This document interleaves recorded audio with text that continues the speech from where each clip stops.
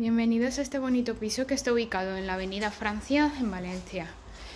Es una vivienda de unos 106, un poquito más de 106 metros cuadrados construidos, de los cuales 95 son útiles. Estamos en el salón, que ahí está nada más entrar en la vivienda, con una pequeña terracita que da a la misma avenida, desde el cual podemos ver el parapet.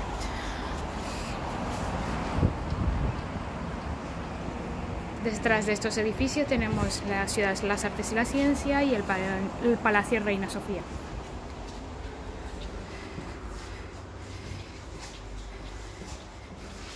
La vivienda tiene suelos de mármol, climatización de frío, calor por conductos, 3 habitaciones.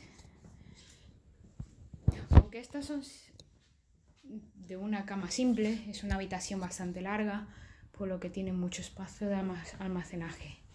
Esta es una habitación y aquí tienes armarios empotrados. La habitación principal, con baño en suite.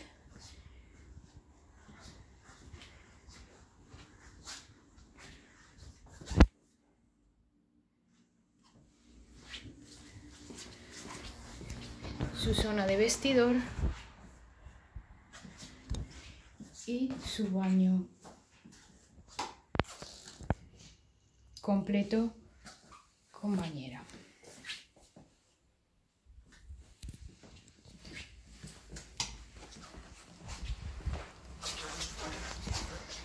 Ese es el recibidor, la zona de acceso de la vivienda.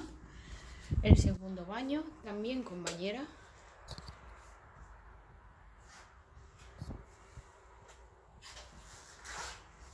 Y la tercera habitación queda a la parte posterior, pero como estáis viendo, las vistas son totalmente despejadas, con un colegio detrás y las zonas comunes justo debajo, que ahora os enseñaré.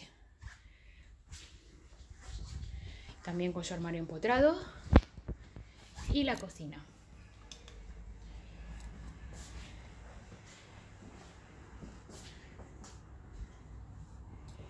La cocina originalmente en la zona del lavadero era totalmente abierta y se ha cerrado en su totalidad.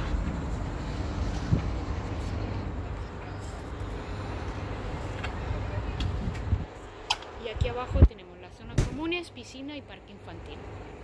Bueno, si estáis interesados en esta vivienda, por favor contactadnos por la web o llamarnos al teléfono. Muchas gracias.